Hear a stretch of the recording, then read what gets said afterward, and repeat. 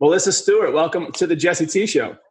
Hey, thank you so much for having me. Yeah, it's a pleasure it's an honor and a pleasure to have you on the show. I know I was able and very humbled that you allowed me to come on your podcast a while back, and we had a great conversation. And I know you're doing amazing things and trying to inspire and lead. You are inspiring and you are leading other people, and you're running things, including a family and all these different things. So I want to just hear more about your story and kind of what you're working on, and share a little bit more about you with the world. Oh man, I feel like my story is kind of it's like everybody else's story, right? Like it's all over the place, and there's so many different iterations of the story, and kind of how I got to the place that I'm in right now. Really, I think that I have always just been not always. I don't want to say always. I have often been really positive and always tried to, when people brought me issues or problems or whatever they were dealing with, tried to see different sides of it. Okay, post high school. Okay, not. But I think just overall, I have been taking myself to church since I was 6 years old. And so that's always been a big thing in my life. It's been a big, just place that I can go and, really feel connected. I think a lot of times in our lives, we try so hard to fit in that, we sometimes feel like we have to be people that we're not to be able to fit in. Yep. Right. And I have definitely struggled with that. And so being able to know that I have my faith and that I have God that's standing next to me all the time, and he made me perfectly the way that I am. And, over the last several years, I struggled a lot with different personality traits and things that I have. And I've really started to realize in the last 2 years, like, oh, God gave me those things for a reason. And those things I'm supposed to use those for my purpose. So that's been pretty cool to figure out and really step into that. That's been neat. It's interesting that the feeling out of place thing. I mean, that's a common feeling for, I think, probably every human that's ever walked at some point in their life. And, more prevalent these days with the whole imposter syndrome conversation. Oh yeah, and totally. Even when you're doing something for a while and you feel like you're either an expert or you're working towards expert in your field, you can have moments of imposter syndrome at any point. And I've talked to different friends and contacts about this, and I know people that have been doing something at a high level for years that will still have that moment of like, should I be doing this? Like, am I qualified to be doing this?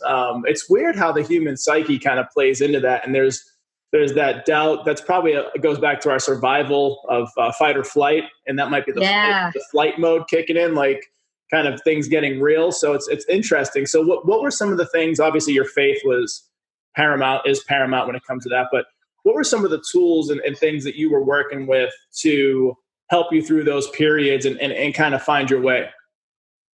I really dove into personal growth and development in the last several years. And obviously you and I share that for sure.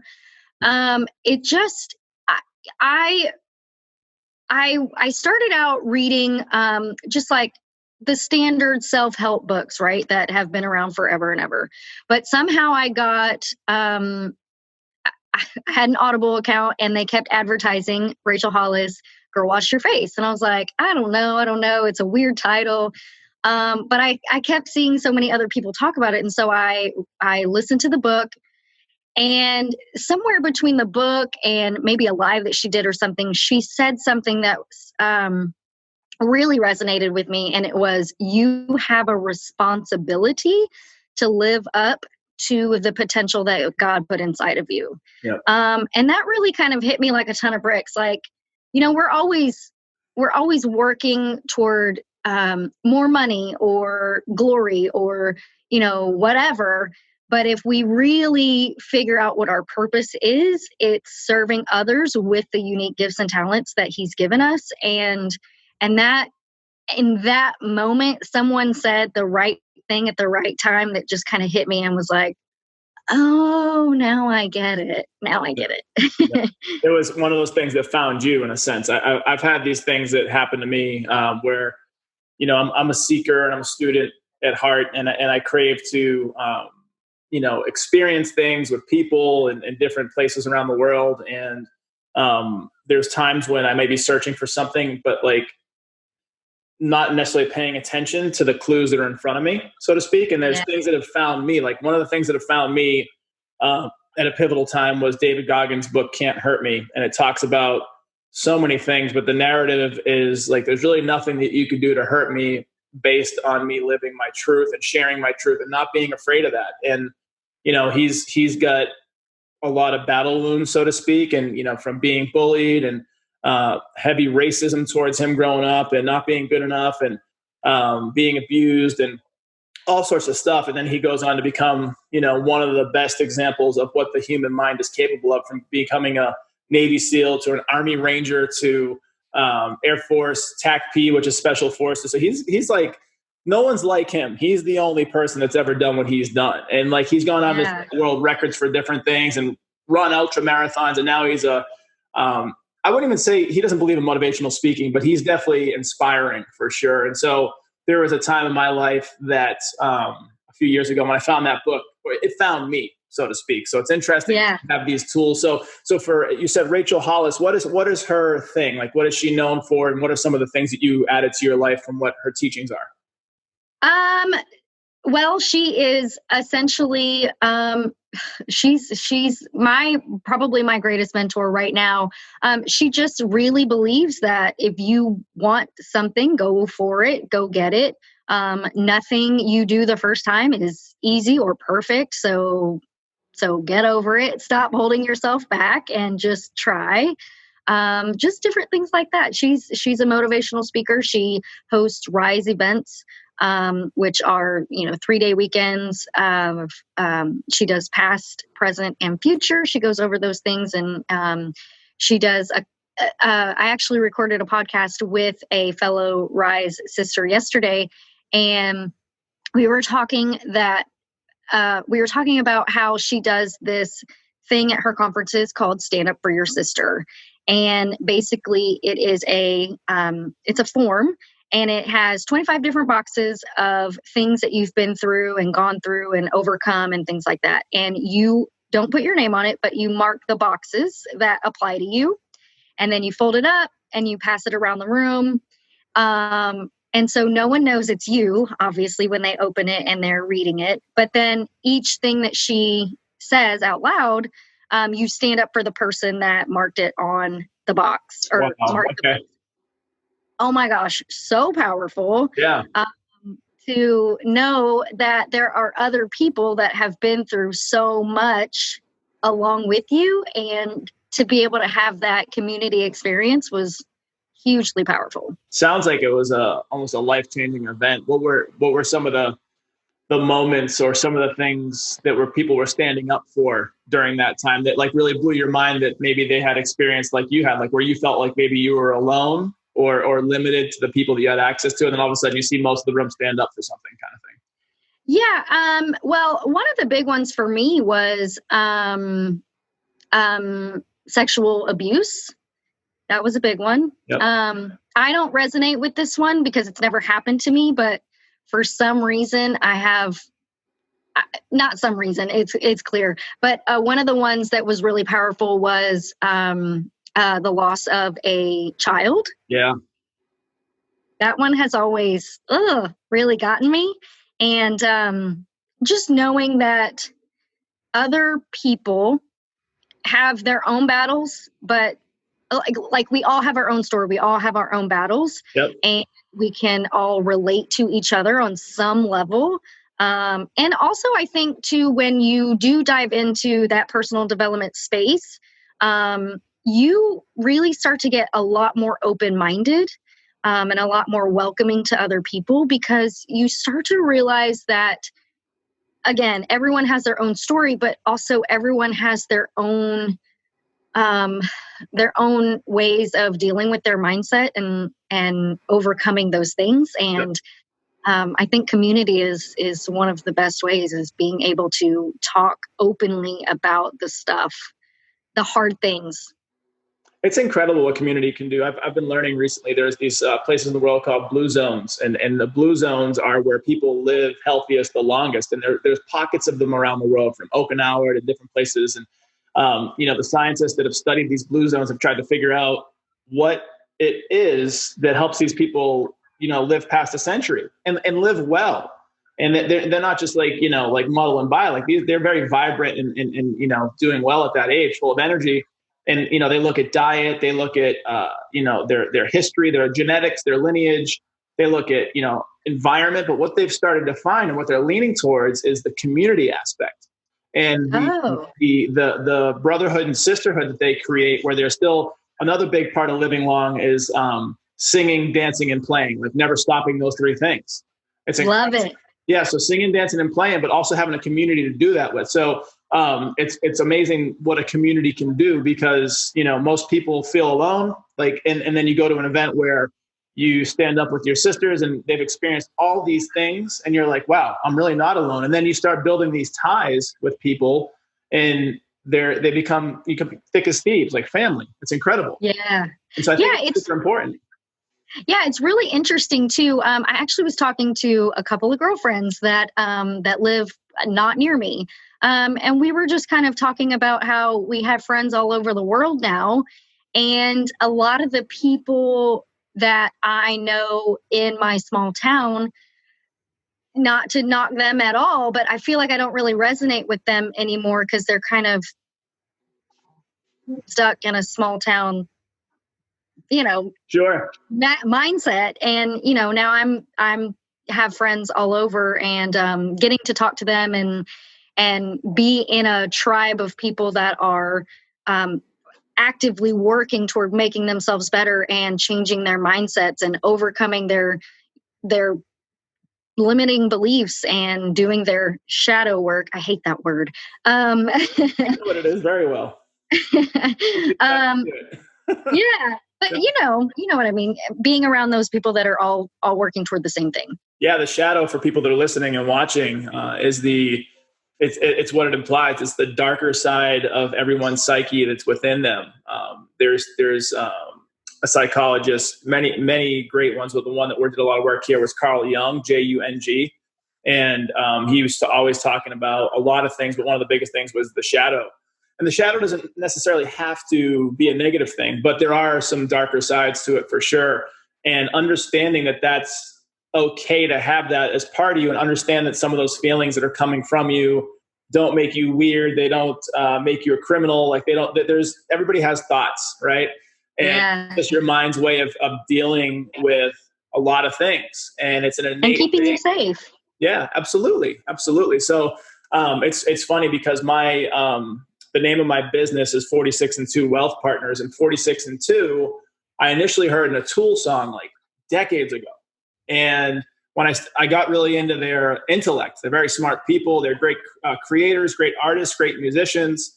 And 46 and 2 talked about two things. It talked about the evolution of going from where we are now as humans to like the next step with unity consciousness and just basically all these different things. But the other piece it talked about was Carl Jung and that the shadow and doing the work and growing through your shadow and like going through the pain, so to speak, to evolve and become a better person. So it's very hard. Yeah, but it's true, because another thing too, and this is from being in the military, when you go through struggles in other parts of life, I've been through struggles, but you do it with somebody else or a community, that goes back to building those inseparable ties, right? So if you're facing death, or if you're going through a life-changing event, it's not easy. And especially if you have somebody or other people to do it with, A, it makes it a little bit kind of easier to get through, but B, you're building those ties for life. And so you have friends and family for life. So I think it all comes together, and being okay to go through those things and mindful that we're going to have seasons of strife. I think that that's what builds a good human. I know. And, when you're, when you wake up every day, you're not like, oh, what strife is going to come next or anything like that. But it is so helpful to have people in your back pocket that you can just reach out to and be like, oh, I am so blue. And I just need someone to bounce this off of and talk to. So yeah, community is huge. So talking about that, you mentioned your podcast. So Live with Audacity. And this idea that came about, what was it that inspired you, the spark, and where is it at today, the podcast? Okay, so Live with Audacity. It's so funny. I feel like it resonates so well with me, but I think a lot of people get confused about the word audacity. People think that it's, negative, and it so isn't. It's essentially just living your authentic truth and not being willing to let other people walk all over you, and standing in that truth and saying, hey, I really need this, or I need that, or whatever, and having that open communication, asking for help when you need it, things like that. And so just having the audacity to be yourself. Nice. And so the whole premise of the podcast really is, I started it out originally to bring on people who had started businesses, and kind of get in their heads and their mindset to find out, why did you start the business? How did this come about? Because I really wanted to drive home the message of nobody has it figured out, right? Like nobody, and like your story, and my story is so long and winding to get to where we are now. Yep. And I really wanted to drive home that message that just because you don't have it all figured out doesn't mean that you can't at least try, and just, do what you want to do. And I think living your purpose and your passion opens up a lot of doors. And a lot of times we're just totally afraid of not knowing how it's going to work out.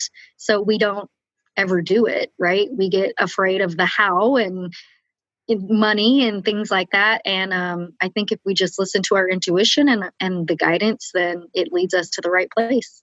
I want to get into the content and the guests that you've shared stories with on the show in a minute, or the podcast. But you're the prime example and living example of living with audacity. I know your story a bit, and I know that you're very similar to me, where if you just weren't feeling it at a job or it wasn't for you, you just like peace out and like gotta go. I'll see you later. I appreciate it. Let's part ways friends if we can. But is that kind of where this mantra or this innate part of you was building? Was you were starting to live with audacity yourself, and maybe you found your truth and you were able to start giving back to people? Yeah, totally. There have been so many instances in my life where, at first I tried to walk the line and live the status quo. I was married previously for 5 years. And I always tell this story, but Really? When I was walking down the aisle, I was thinking, I can always get divorced. I can always get divorced. Oh, wow. Not forever. Before it even started. Yeah, well, I mean, I was pregnant and I was 18, and Sure. It was like, okay, I guess this is what I'm supposed to do. Mm. Yeah, so for 5 years, I lived the status quo, like, oh, this is what I'm supposed to do because I'm 18 and I got pregnant. Yep. And then finally, I just had the audacity to be like, I am miserable. This is not going to work for me. And my mom actually told me, I told her, I was like, hey, I think I'm going to leave. And she was like, why would you do that? You get to go to school. You don't have to work, blah, blah, blah. And I was like, yeah, I would rather be totally broke and miserable in that way than have to stick this out, because it sucks and I'm miserable. And so I did. I took her advice and I threw it out the window and I left anyway. So that's been a recurring theme of just, I just got to follow my own heart and my own intuition and do the things that I know are right for me. It's amazing that people, there's two sides to the coin. There's those that will stay in something, job, relationship, whatever, that they're just unhappy just because it might be in their mind the right thing to do, or they're doing right by somebody else, like people that are staying in a marriage just for the kids kind of thing. And oh, I hate that excuse. yeah, and you know, there's like you said, people that are seekers, people that are growth minded, like you see their point of view, but it doesn't have to resonate with, you know, who you are. And it sounds like you've, after opportunity after opportunity after opportunity, whether it be jobs that weren't a fit, whether it was a relationship that wasn't a fit, you've stuck true to your core. And I know I've done that too, and I know what it's done for me, but just like from your experience, what has that done for you in terms of confidence or belief in yourself, or, you know, some things you learned through those processes, staying true to yourself? You know, honestly, one of the biggest things that I've learned is that a lot of times we get those intuitive hits or those nudges, and we're like, that sounds crazy. No one would ever understand that if I did that thing or whatever. But every single time I have listened to it and taken it and heeded the call or the nudge, it has led me to a much better place. Yeah. As I say, a better place where I am happier and I'm more comfortable and I'm more joyful and I'm more fulfilled as a whole. And so, yeah, I mean, that's one of the major things that I've learned over time is listening to that voice is like, it's huge.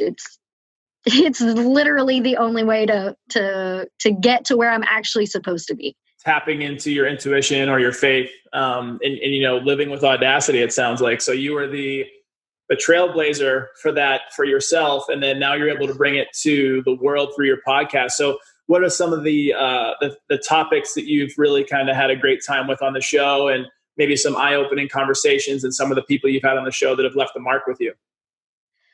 Oh man. I keep wow, calling there's it show. I'm sorry, it's podcast. No. It's fine. I mean, it is a show. It's a podcast show. Let's see. Okay. Well, honestly, my very first episode was with a network marketer. She sells CBD oil through HempWorks, I'm not a huge fan of network marketing, right? I've tried it. I've done it. It's just not for me. Sure. If I'm gonna sell something, it's gonna be me, and that's how I feel about it. But I had Brandy on because I knew that she was so passionate about it, and it helped her, and so she just has the right mindset around it, and she loves the product, and she loves telling other people about it because it helped her so much, and she loves watching it help other people. And so because of Brandy, my son, who has ADHD and what's the word I'm looking for? It's undiagnosed, but we're pretty sure he has ODD, which is oppositional defiance disorder. Okay. So like if I say that, listen to authority kind of thing, it sounds like. Oh yeah, 100%, 100%. I might have some of that too. We're saving for bail money. Okay. Hey, listen, at least you're planning now. But when we have him on CBD oil, it doesn't make him perfect, or Sure. None of us are, obviously, but it gets him to a place where we can actually have conversations with him, and We're receptive. And he's present, right, with us. So it super helped me too. And so that's why I decided to have her on. So what we talked about was, getting out of your own way and showing up and being vulnerable. And that's really hard for people. It's even hard for me. I was nervous to come on here. But it's so much easier for me to podcast and interview other people than be interviewed, right? But what we talked about was that people want to hear from you. People want to know, like, you're not perfect, that you have struggles, that you have things that you're, struggling with too, and things that get in your way or whatever. And that was one of the things that she's really good at, and I wanted to talk to her more about. So that was she continues to inspire me every day. We're friends. So definitely her. Man, there's so many. Chelsea Lyra. She is she's the owner of Houston Grazing Tables. Okay. And she is so fascinating. But she makes these grazing tables. That's what they're called. But what they are, they're kind of like big, giant charcuterie boards. Oh my God, I'm in love. I know, right? And she amazing. Makes. I know, she's fantastic. She makes like her own breads and crackers, and she sources all her own fruits and vegetables and cheeses and things like that. And so, she's so awesome. And so, what we talked about was my favorite subject, of course, is using your passion and your creativity to make a business that no one's ever heard of or no one's ever thought of, or, something like that. She's been one of my favorite guests so far. That's super cool. Is she bringing this to like corporate events, people's homes? Like, how is she? All of it. Nice. Yeah. She, we actually recorded the day before Valentine's Day, and then she brought me out a Valentine's box. Yeah. It was incredible. And she included a White Claw and a champagne in there. And I was like, girl, you are so good at this.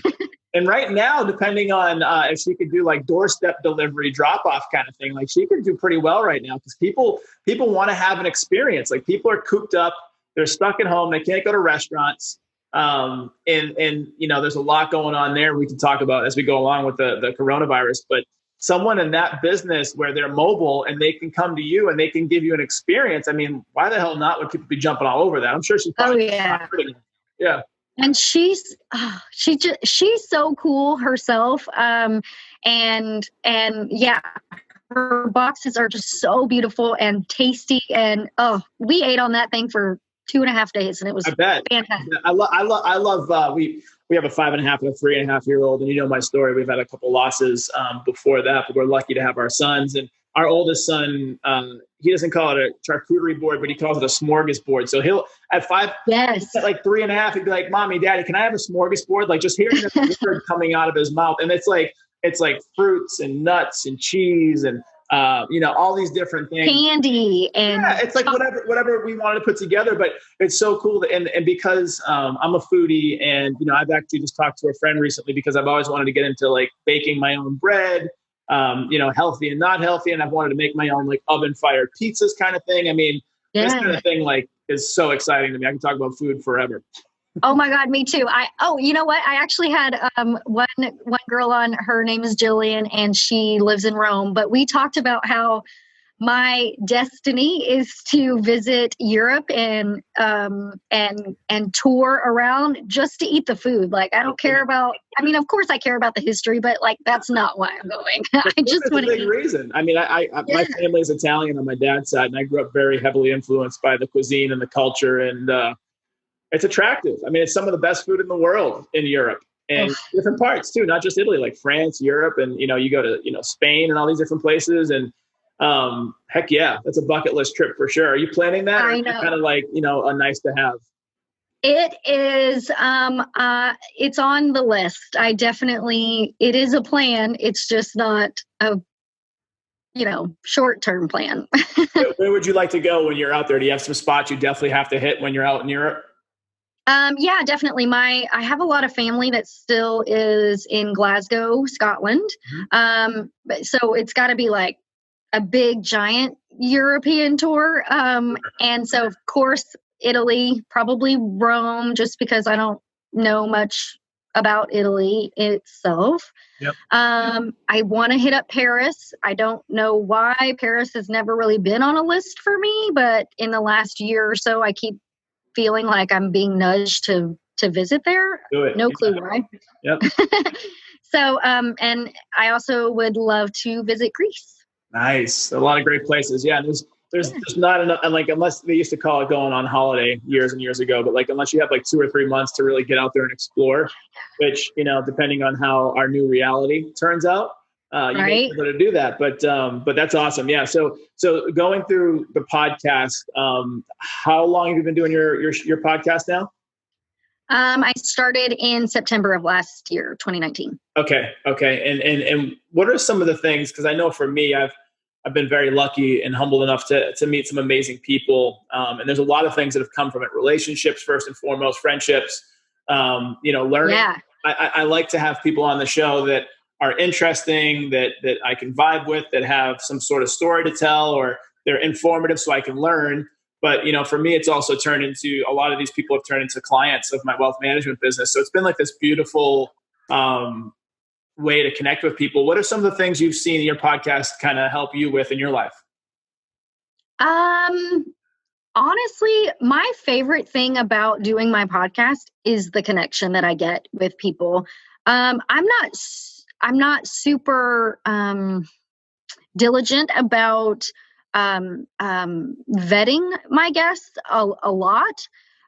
So a lot of times I'll bring them on and, I've talked to them a little bit, but I'm not super close to them or anything. And then we get on and it's like, holy cow, I freaking love this person. And it's like, for me, I like to talk to them like I am meeting them for the first time, because a lot of times I really kind of am. And so that lets the listener meet them for the first time too. And it lets them, I don't know, just really introduce themselves to a whole different world of people. And it's been my favorite thing because they're 95% of the time, it's people that I'm like, oh, this person is so fantastic. And we stay connected after that. And that's awesome.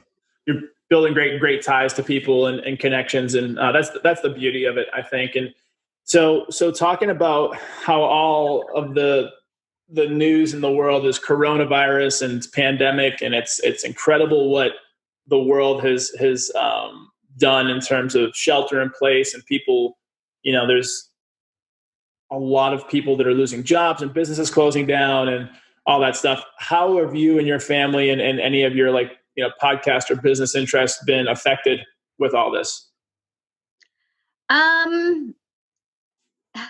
Honestly, we haven't been affected too terribly much. My business is all online. So that's, we haven't really had to adjust there. The kids are at home now. And so we're having to do school online, which, that is it's not hard. It's just hard balancing me being online and doing this sort of thing, or recording a podcast and having to tell the kids like, okay, you got to be quiet. They're 11 and 5. Like, they don't know how to be quiet. Right. And so my husband is also a teacher. So then he has his own Zooms that he has to do and things like that. So that's been the hardest thing really for us. Because I work from home, being at home is not as hard as I expected it to be. I do miss going out for Mexican and margaritas, but yeah. Other than that, it hasn't been too terribly hard. But I know there are so many people out there that are, really struggling. And that was one of the things that we talked about in the podcast I recorded yesterday, was just that if you're feeling, even people with the best mindsets, people that are super into personal development and shadow work and all those things, people who have the best mindsets and can turn anything around to be positive, are having a hard time, right? And there are days where we're just like, oh my God, is this ever going to? So reach out to somebody, reach out to your friends, reach out to a coworker, whatever you have to do, but stay connected to people. And don't hide away and think that it's just you, because it definitely isn't. I found myself, I'm normally, if I do have any adult beverages, it's like you said, going out to a restaurant or like a Friday or Saturday night kind of thing. And that's much different. I don't like go out and party because, the 5.5, 3.5-year-old and family and everything. Yeah. I still have, a couple of beers or whatever, but I found myself, with the advent of Corona and working from home full time and being home. And I found myself drinking a little bit more than usual. And I think it was I'm so glad you said that, by the way, because same. Yeah, right. Like I was, and I actually had I curbed it pretty quickly once I realized it was getting out of control. But what I started doing was I started doing a lot of Zoom calls. I would do Zoom calls with clients, but I also do Zoom in cocktails with friends. Because we couldn't get together, we would do like what we're doing now on this podcast, but we would have a drink in our hand. And sometimes those were happening at like 2:30 in the afternoon. And I was like, oh shit. Okay. So I'm drinking more, I'm working out less, I'm eating more, like all these things that are like going against like kind of my normal routine. So I joke, and it's not funny, the virus itself, but I might put on the COVID-19. Hopefully oh my God. Like the fresh 15.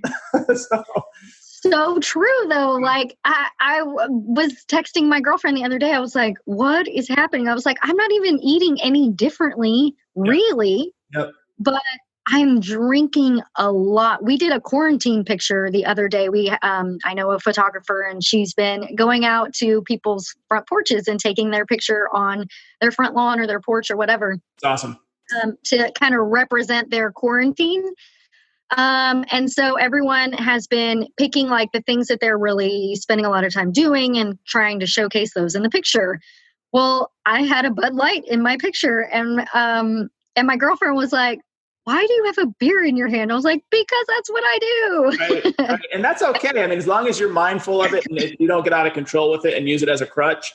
It's so easy to do right now. Yeah, for sure. Because there's so many emotions people are feeling right now. And whether they know them or not, or can express them or not, it comes out in different ways. And whether that's like snacking, social media, drinking, or all three or more, it's important.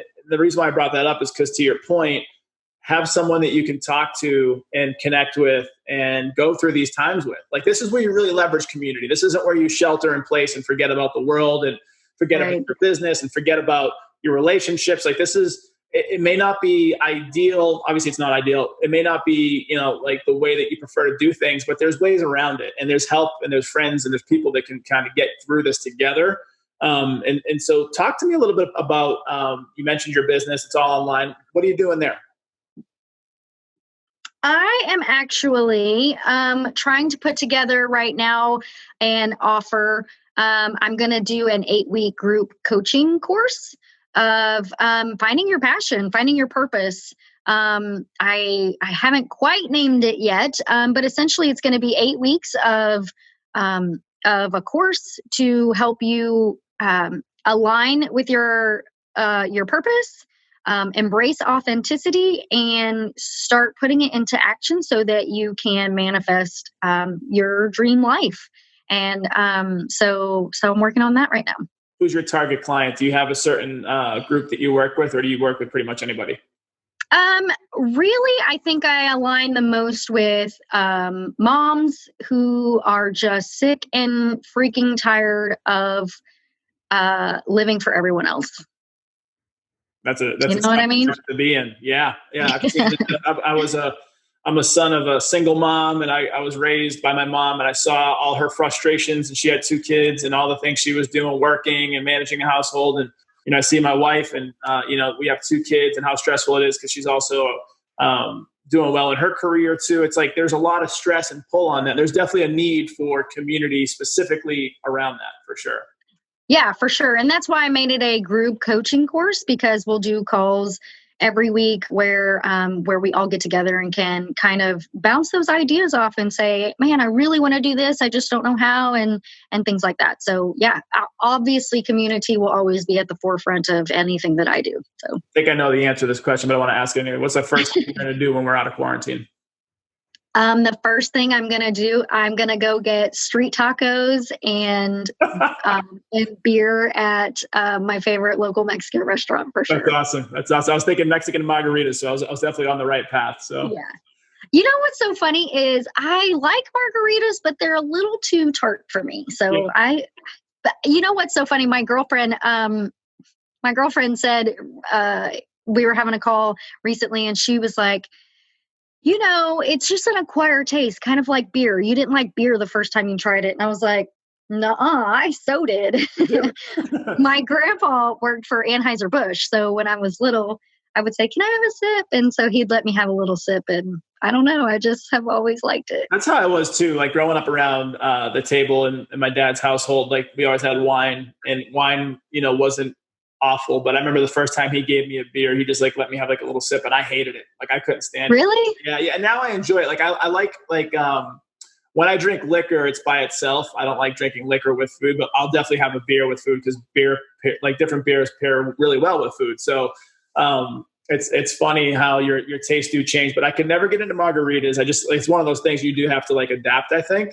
Yeah. And then the one thing I do enjoy though, when we go to Mexican, is I love sweet. Like and I know that's like kind of like something I need to work on is just like my sugar intake. Me too. I love strawberry daiquiris. And so it's funny, like ordering a strawberry daiquiri, I like the waiter comes up or the waitress comes up and I'm like, I want the most manly drink that you have. I'll take a strawberry daiquiri. And they're like, would you like whipped cream? I'm like, you can hold the whipped cream, but like, they're so good. You know what's so hilarious? It was my husband and I have been out before, and he likes to order every once in a while, like at Papacitos, they have the wave, and it's margarita and like frozen sangria mixed together, or some sort of fruity frozen drink or something like that. And I'll always order like a Dos Equis or a Bud Light or something like that, and they'll always come put it down in front of us. Yes. Offset, we're like switching it up. 100% that's happened to me and my wife. So like they'll bring whatever, and she's like old fashions, like a bourbon, which is like a traditionally like male drink. And like, if she gets one of those and I get a strawberry daiquiri at a Mexican restaurant, they definitely will. And we'll be like, no, switch them. It's all good. I'm comfortable in my manhood. It's cool. Yeah. Well, and I think too, that lends itself to the idea, right? The opposites attract. And you just make it work. Yin and yang. There's a term I heard years ago. It's called people buy differences. And this was in a sales capacity, but it's great to be able to relate to people and have commonality, but then also people are interested by differences. They're interested by different things and they learn differently because of it. So I agree. So if people want to hear more about you and what you have going on with your business and your podcast, and they want to connect with you or become a client or hear more about the podcast, how would they do that? So the best place to find me is on Facebook, typically, either Melissa Maitland Stuart, or I also have a Facebook group, Facebook/groups/Live with Audacity. And then also we have the website. It's mmstewartco.com. Easy enough. Awesome. You've been a great guest. I'm excited to be able to kind of share your story and help in any way that I can and be of service and of value as we go along. But thank you so much. She's the amazing Melissa Stuart. I am Jesse T. Be sure to catch us on next week's episode of the Jesse T. Show.